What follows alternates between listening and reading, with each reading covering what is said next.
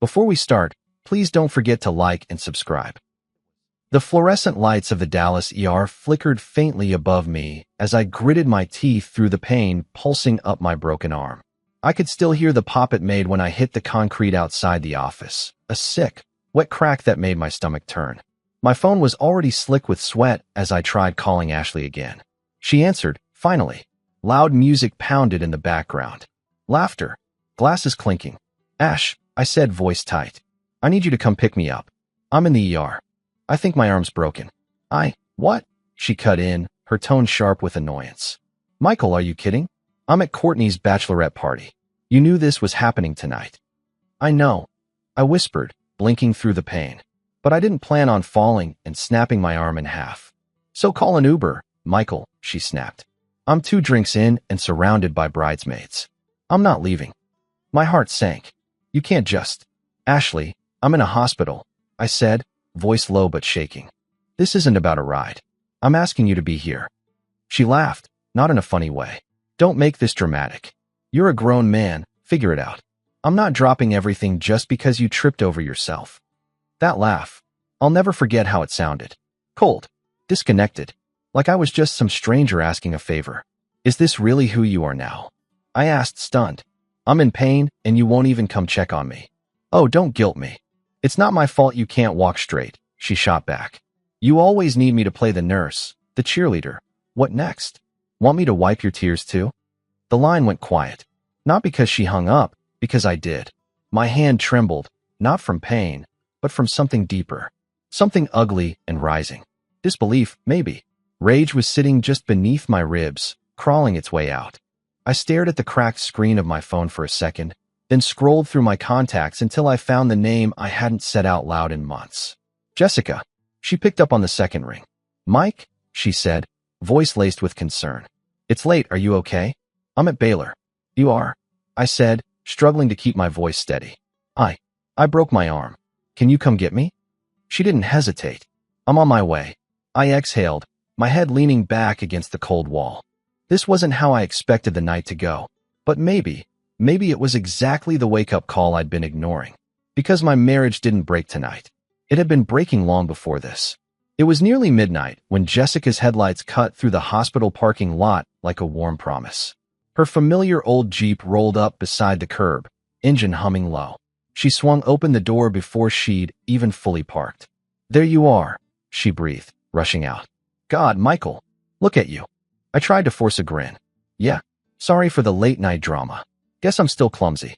Jessica's eyes narrowed as she took in the sling the nurse had wrapped around my arm, the wince I didn't bother hiding. She didn't say anything right away, just moved to my good side and helped me stand. Her hand went gently to the small of my back, guiding me to the passenger door. You shouldn't be walking on your own. Come on. I slid into the seat with a hiss of pain. She waited until I was settled before jogging around and hopping into the driver's seat. You sure you're okay? She asked, glancing over as she buckled in. Her voice had that soft edge, caring, but measured. She always had a way of making concern feel like comfort, not pity. I looked straight ahead. Broken in 2 places. Said I was lucky it wasn't a full fracture through the elbow. Jessica clicked her tongue. Michael, yeah. We pulled out of the lot in silence for a moment. The streets were nearly empty. Dallas at midnight had a strange kind of peace. Just the whisper of tires against pavement, neon signs blinking soft and slow above shuttered gas stations and darkened diners. Then Jessica spoke. Where is she? I didn't answer right away. She's out, I muttered. At a party. Jessica turned her head sharply. A party? Are you serious? Bachelorette party. She was already there when I called. Said she couldn't leave. Jessica barked out a bitter laugh. Couldn't or wouldn't. I turned to her. Does it matter? It does, she snapped. Because that wasn't just a sprain or a paper cut, Mike. You were in the hospital. She told me to figure it out. Jessica's hands tightened on the wheel, knuckles whitening. That's not just selfish. That's infantile. Cruel. She didn't even ask what happened. I paused. Didn't ask if I was okay. She was more upset about me calling than about the actual fall. Jessica shook her head slowly, biting her lip like she was holding back more than she was saying. I finally looked over at her. You're thinking it too, aren't you? What? That this marriage is off. She was quiet for a few seconds, then sighed. Michael, I'm not going to sit here and trash talk your wife. But this isn't normal. This isn't how people treat each other when they care. A long silence stretched between us. Jessica reached over at a red light and lightly touched my uninjured hand. I remember the way you used to talk about her. I gave a soft, dry laugh. So do I. You used to light up when her name came up, she said. Back in the day, remember that barbecue at Clay's place? You were telling everyone about the way she danced barefoot in the kitchen. That feels like someone else's life now. Jessica pulled her hand back, but left the words hanging between us. I stared out the window as we rolled through another intersection. She changed, I said. Jessica exhaled. Or maybe she just stopped pretending. That one stung. But it didn't feel like a slap. It felt like medicine. I've been feeling it for months, I admitted. The silence. The way she walks past me like I'm part of the furniture. I've tried to talk, tried to bring it up, but she shuts you down? I nodded. Jessica didn't offer a quick fix. She didn't give me a pep talk or some empty cliche. She just kept driving, her presence steady, quiet. It was exactly what I needed. Thank you, I said finally. For what? For showing up. She smiled softly. Always. And for the first time that night, the pain in my arm wasn't the sharpest thing I felt. By the time we pulled into the driveway, the neighborhood was cloaked in that kind of deep, velvet quiet only suburban Texas could offer at 2 a.m. Porch lights glowed softly on identical brick facades. Sprinklers clicked faintly in the distance. My house looked exactly as I'd left it earlier that day. Trim lawn, porch light humming, curtains drawn. Like nothing had changed. But everything had. Jessica parked in the driveway and turned off the engine. You sure you don't want me to just drop you off and go? She asked, eyeing the dark windows. I shook my head. I can't make soup with one hand. Stay for a bit? That earned a small smile. You always use soup as an excuse to keep people around. We slipped inside quietly. The moment I crossed the threshold, a familiar mix of lemon cleaner and fading lavender hit me. I eased myself onto the couch while Jessica headed straight for the kitchen like she'd never left. She remembered where everything was. It was strange how natural it felt. I heard cupboards open and close, the quiet clink of a pot, the whir of the gas burner. Still keep the chicken broth top shelf? She called. Back right corner, I replied. I sank deeper into the cushions. The painkillers had dulled the sharpness of my arm, but the ache behind my ribs? That one was wide awake. 15 minutes later, she walked over with a steaming mug. Not the prettiest thing I've ever made, but it'll help. I took a sip, winced at the heat, then sighed. You didn't have to do this. Jessica sat on the edge of the coffee table, elbows on her knees. I know. There was something in the way she looked at me, gentle, but piercing, like she saw more than I wanted to say out loud. You gonna tell her I was here? She asked, voice careful. Before I could answer, the front door flung open. Ashley stumbled in, heels clicking across the hardwood, laughing into her phone as she nearly tripped on the entryway rug. Her makeup was smudged, eyes glassy, dress tight and glittering. She froze when she saw Jessica. What the hell is this? She slurred, lowering her phone. Jessica stood slowly, expression unreadable. Hey, Ashley. Ashley scoffed. You've got to be kidding me. I sat up, adjusting the sling. Ash, don't. No. Let's go ahead and talk about it, she snapped, waving a hand between us. You break your arm, and suddenly Jessica's back in the picture? That didn't take long. Jessica kept her voice calm. He called you first. You said no. Ashley stepped forward, eyes narrowing. Oh, don't play innocent. You've always had a thing for him. That's not what this is. Then what is it? Ashley snapped. Chicken soup and a walk down memory lane? I stood, slowly wincing. Ashley, stop. She came because I needed someone. You weren't there. Ashley's laugh was bitter, ugly. Wow. So I miss one hospital visit, and suddenly I'm the villain and she's Florence freaking Nightingale? Jessica spoke before I could. No, Ashley. You didn't miss it. You refused. Ashley's face went still. You have some nerve talking to me like that in my house. It's his house too, Jessica said evenly. A beat of silence. Ashley's eyes darted to me. So what now? You need sympathy? Want me to throw myself at your feet and cry? I didn't expect anything, I said. That's kind of the problem. Ashley stared at me like she didn't recognize the person standing in front of her. Her voice lowered. You're really going to act like she's just a friend? Jessica stepped back. I should go? I looked at her. You sure? She nodded, eyes soft. Yeah, you need rest. Not more fire. Jessica left without another word. The door shut gently behind her. Ashley stood there in the middle of the room, arms crossed. You done playing victim now? She asked. I didn't answer. I just walked past her and went straight to the bedroom. Because whatever this was, it wasn't a marriage anymore. The morning light spilled through the blinds, soft and golden, but it didn't soften anything inside me. I'd been up since dawn, my arms stiff and throbbing despite the pills. I sat at the kitchen table, a half-eaten piece of toast going cold on my plate, waiting. Not out of hope, just out of duty. Ashley came downstairs around 9, wearing an old college hoodie and her hair in a messy bun. No apology. No question about how I'd slept. Just a yawn. And then the fridge opened like this was just any other Tuesday. She grabbed almond milk, poured it into a glass, then finally glanced at me. You look awful, she muttered. I didn't sleep much. She shrugged and sipped her drink, turning her back to rinse out a mug like we weren't in the middle of something that had split the night in two. I cleared my throat. Ash, we need to talk. Oh, joy. She didn't turn around. Is this going to be one of those dramatic, we need to communicate better speeches? No. This is going to be one of those we need to act like adults conversations, I said. Calm. Clear. Because last night was a lot. Ashley finally turned, arms folded. Right. You're mad that I didn't come rushing to your rescue. And then, like a sitcom from the early 2000s, Jessica shows up with soup. She showed up because I didn't have anyone else. Oh, please. She rolled her eyes. You're not helpless.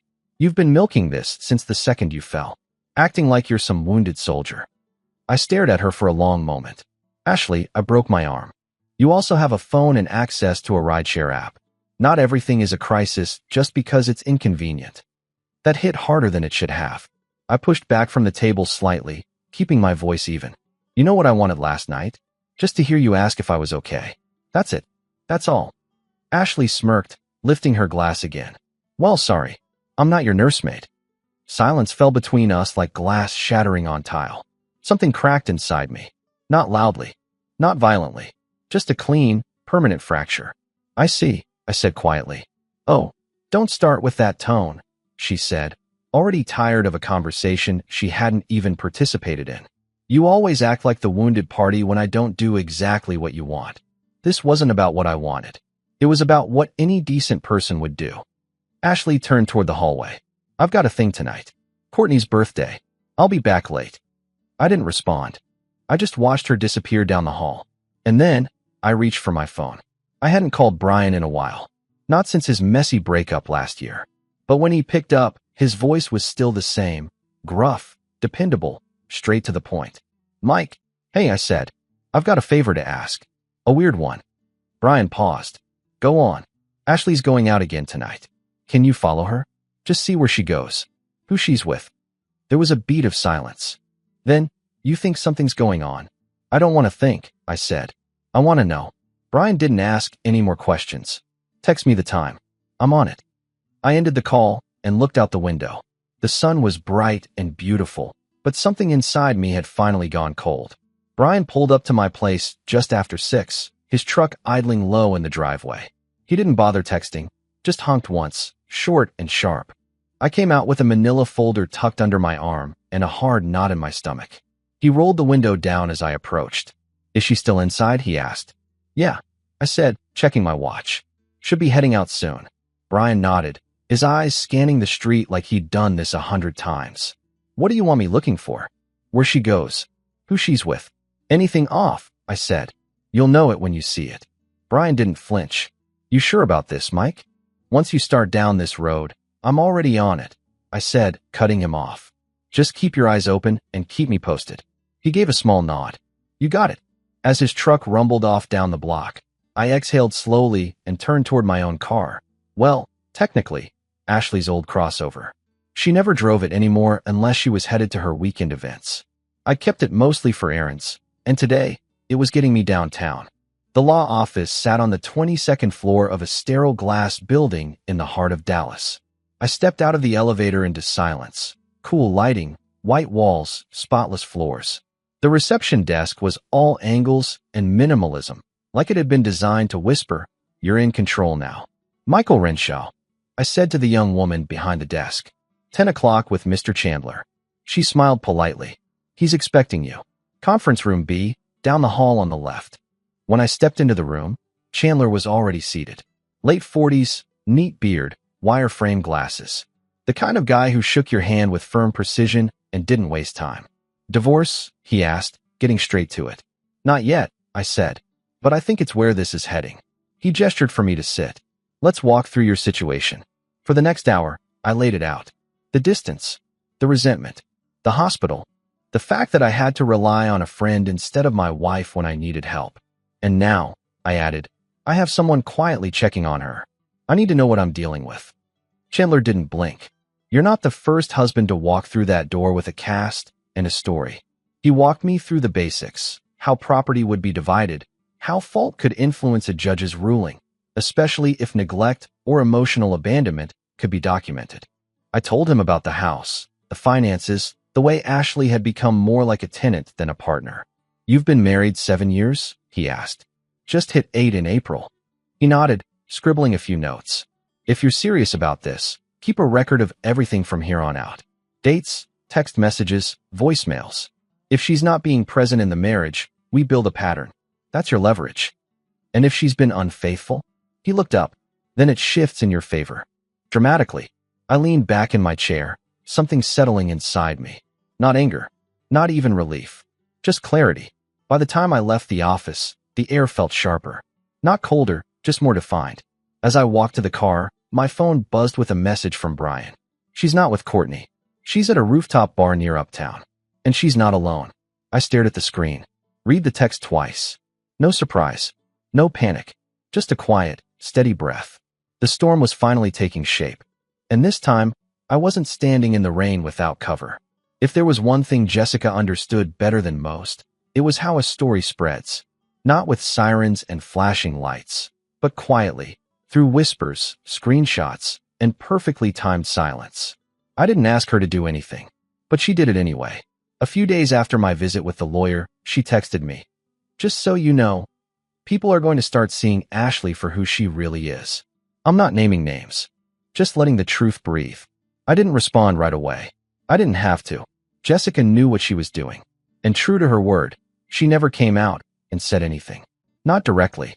She didn't call Ashley out, didn't post some dramatic expose. That wasn't her style. She just curated a photo of the hospital wristband. A single-line caption. People show you who they are when you're at your weakest. No tags. No names. Just enough. Then came the soft murmurs in group chats. Shared stories from a friend of a friend about how Michael had broken his arm, how his wife had refused to come. The sympathy flowed instantly. Screenshots from Instagram surfaced in a mom group chat Jessica was part of. Ashley at the bachelorette party the night I was admitted to the ER, drink in hand, glitter dress, perfect smile. Time-stamped. Posted while I was waiting for an x-ray. It didn't take much. The court of public opinion doesn't wait for cross-examination. It just reacts. Within a week, I noticed the shift. Ashley had always prided herself on being the queen bee of our suburban hive.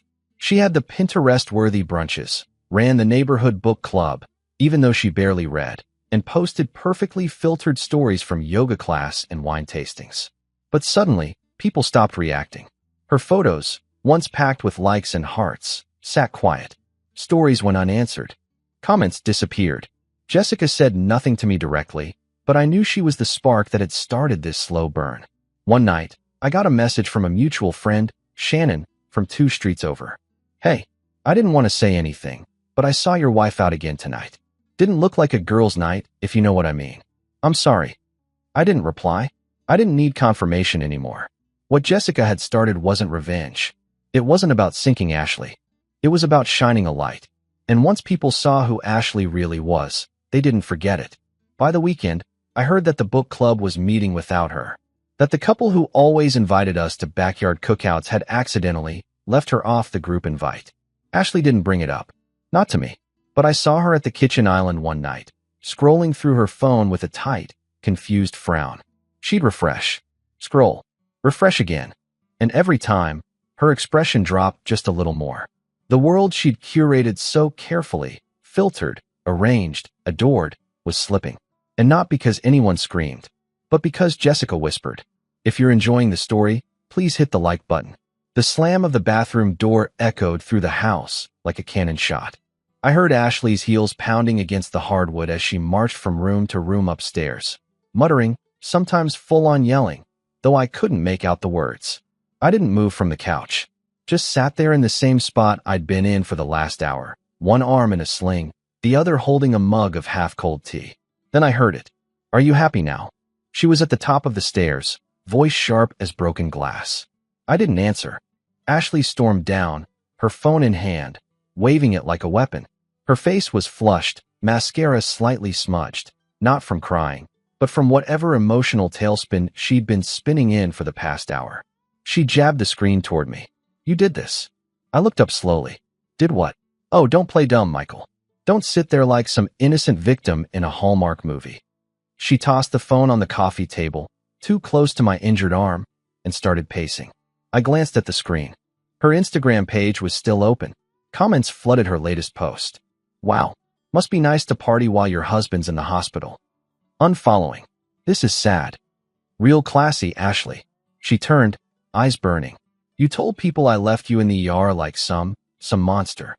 I didn't tell anyone anything, I said, calm. Too calm. That only made her angrier. Oh really? She snapped. So people just magically found out that I was out with my friends while you were apparently sobbing in a hospital bed? I set the mug down slowly. I didn't sob. Oh, I'm sure you didn't, she sneered. Not with your little savior Jessica there to rescue you.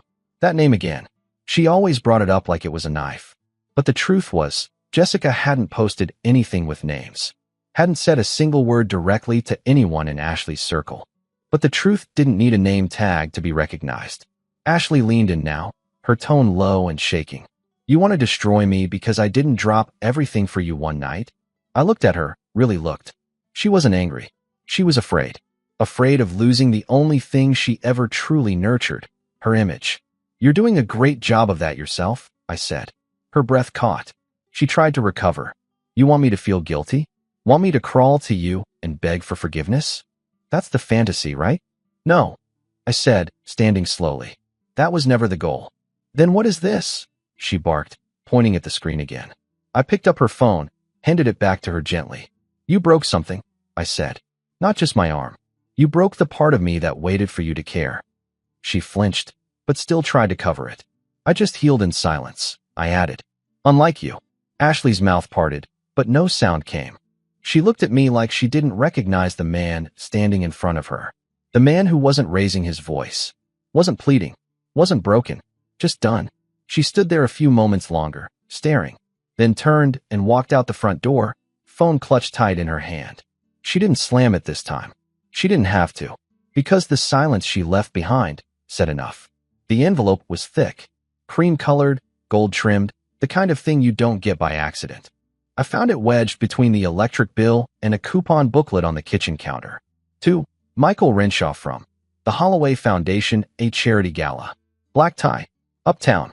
I stood there for a moment, just staring at it. Ashley had always been the one invited to these things. She was the social one, the planner, the wine glass in hand, the fake laugh at small talk. Me? I went because I had to, because it was her thing. But this one was for me. Just me. I RSVP'd the same day. The following Saturday, I stood in front of my mirror, tying my own tie with my one good hand, clumsily looping the knot with a patience I didn't know I had. Jessica offered to come by and help, but I told her I needed to do this part alone. When I finally stepped out the front door in a charcoal gray suit, clean shave, polished shoes, I didn't just look different. I felt different. And the house behind me, silent. Ashley hadn't said much all week. She didn't ask where I was going that night. She just sat in the living room in an old sweatshirt, scrolling endlessly on her phone. I didn't offer an explanation. I simply nodded once and walked out. The gala was held in one of those glass buildings with a rooftop view that makes you remember how big Dallas really is. Strings of warm lights hung between planters filled with white roses. Waiters moved between tables with trays of champagne, and somewhere in the distance, a jazz trio played with effortless grace. I was greeted at the entrance with a smile. Mr. Renshaw, so glad you could join us. It felt strange, and yet not. People I barely knew shook my hand. A few offered compliments. One woman from the local chamber of commerce leaned in and said softly, "We heard about what happened. That couldn't have been easy." I gave a polite smile and nodded. It wasn't, but I didn't elaborate. I didn't have to. The room moved around me, full of conversations I wasn't desperate to escape. No pity, no pressure, just space. Space I hadn't had in a long time. Meanwhile, back home, Ashley sat alone in our living room. The television was on, but muted. Her wine glass sat untouched. Her phone lay in her lap, screen glowing bright as message after message went unanswered. She scrolled through her followers again, less than before. Her story from earlier that day, a filtered photo of her brunching alone, had barely 40 views. No replies. Her fingers hovered over her friend Marla's name in the chat, then hesitated. She scrolled down and tapped another conversation, Courtney, the one who'd hosted the bachelorette party. There, buried among the earlier texts, was a video. Ashley had sent it herself a week ago, drunk and laughing, camera angled low. A guy, mid-30s, tan, sharp jawline, was leaning in toward her at some rooftop lounge, whispering something in her ear while she giggled. She stared at it now, lips tight. Typed, "Who took this?" No reply. Typed again. "Did this get posted anywhere?" Still nothing. She tossed the phone on the couch cushion beside her and leaned back, staring at the ceiling like it might offer her an exit. But there was no crowd to clap for her now. No dress code, no lighting, no applause. Just the echo of what she'd let rot. And the sound of a door that hadn't slammed, but had still closed. I got home around 10.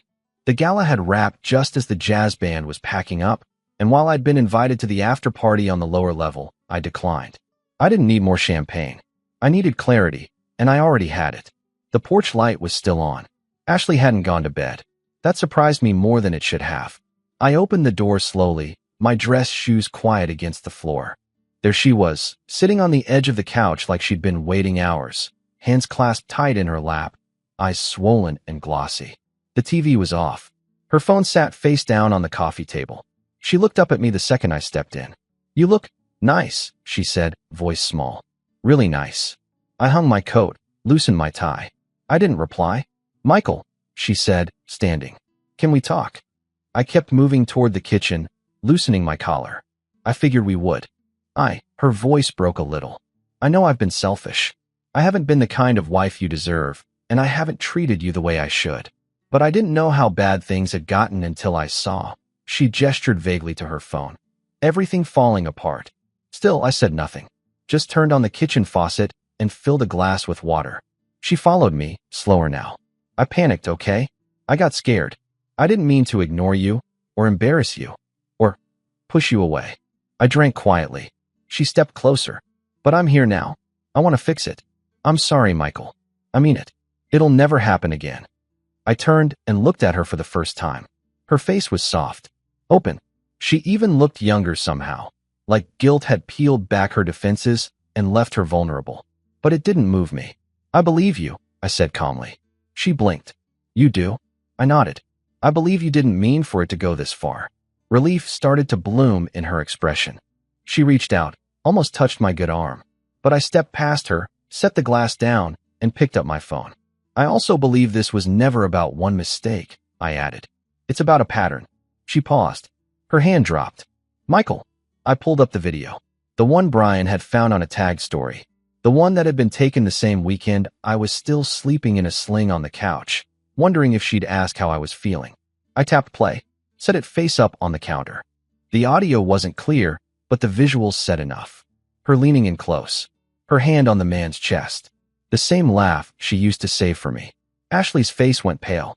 "Where did you get that?" she whispered. "It's not about where," I replied. "It's about what it is." Her jaw clenched. "That wasn't what it looks like." I tilted my head. "Then tell me what it was." She hesitated. "He was someone I knew from years ago. We ran into each other. It wasn't planned. I had too much to drink, okay? It didn't go further than that." I waited. "I didn't sleep with him, if that's what you're thinking," she added quickly. "I swear to you, Michael. It was a dumb, meaningless thing. I was lonely. I was stupid. But it meant nothing." Her voice cracked. "Please. I know I messed up. I know I broke your trust. But I can change. I can fix this."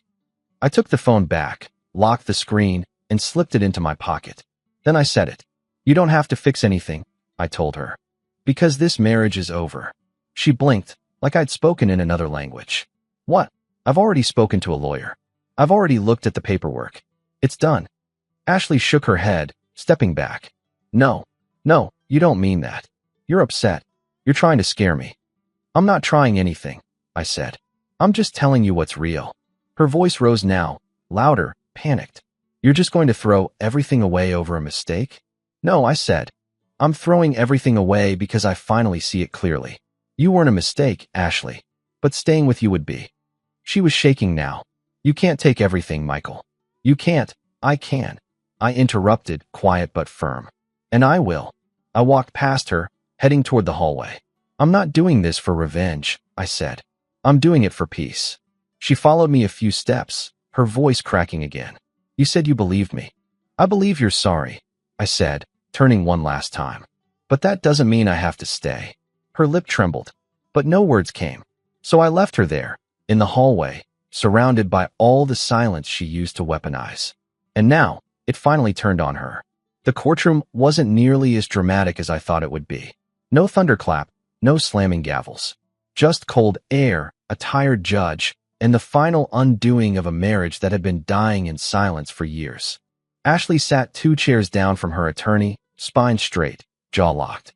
She'd straightened her hair, wore a muted blue dress, something that whispered responsibility and remorse. But nothing in her posture felt sincere, just calculated. The judge, a woman in her 60s with no time for theatrics, reviewed the documents in silence before lifting her eyes. Mr. Renshaw, your petition lists emotional neglect, abandonment, and reputational harm resulting from your spouse's actions. Is that correct? Yes, Your Honor. And you've submitted documentation, hospital records, video evidence, and testimony from community members supporting that claim? Yes, ma'am. Ashley's lawyer tried to speak. Something about context, about public opinion being manipulated. But the judge cut him off with a hand gesture that said she'd heard enough. The evidence speaks for itself, she said flatly. Her next words landed like soft hammers. Primary ownership of the shared residence is awarded to Mr. Renshaw. Assets, including vehicles and joint accounts, will follow proportional division, but Mr. Renshaw is granted control pending closure. Ashley went still. Her mouth opened slightly, but no words came. And given the nature of emotional neglect and public fallout, the judge added, spousal support is denied. Just like that. Outside, I breathed the cold air like it was the first clean breath I'd taken in months. Ashley didn't follow me. She lingered in the hallway with her lawyer, looking small for the first time in years. Later that evening, I checked her Instagram, not to gloat, just to see. She'd posted a selfie with a sad caption, starting over. Alone. Broken heart. There were no likes from her usual circle. Just one comment from someone I didn't recognize. Probably from the neighborhood. It read, figure it out yourself. The same words she'd once thrown at me, without blinking, now echoed back. Perfectly. The nurse gave me a smile as she unwrapped the last layer of gauze. Almost there, she said gently. You've been patient. I chuckled under my breath. Didn't feel that way at 3 in the morning some nights. She nodded. That's how healing works. Quiet, slow. But when it's done, it stays done.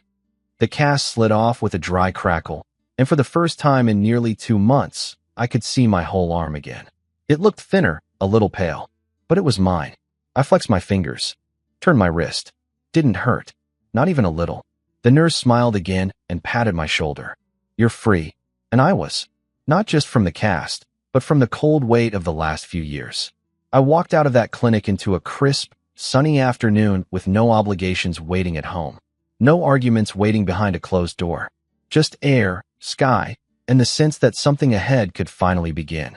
That evening, I stood at my kitchen window, watching the sun dip behind the rooftops. I scrolled down my contacts until I landed on a name I hadn't tapped in weeks, though I'd thought about it often. Jessica. My thumb hovered for a second, then pressed. She answered on the second ring, same as always. Hey Mike, she said. Everything okay? I smiled. Better than okay. Cast is off. That's amazing, she said warmly. How's it feel? Like I can finally breathe again. There was a pause. A soft one. I was wondering, I said, if you'd like to grab dinner sometime soon. Something that's not soup. Something that doesn't involve painkillers and hospital wristbands. She laughed. You asking me on a real date now, Mr. Renshaw? I smiled into the quiet. Yeah, I think I am. Another pause. Good, she said. It's about time. I looked out the window again, and for the first time in what felt like years, the view wasn't just something I endured. It was something I was ready to walk into. Not as the man who broke, but as the man who rebuilt. That was the end of my story, but I still think about one thing. Did Jessica do the right thing by quietly letting the truth about Ashley spread on its own instead of confronting her directly? Or should she have stayed out of it completely? Let me know what you think in the comments. If this story made you reflect on loyalty, boundaries, or consequences, don't forget to like this video and subscribe to the channel so you don't miss the next story.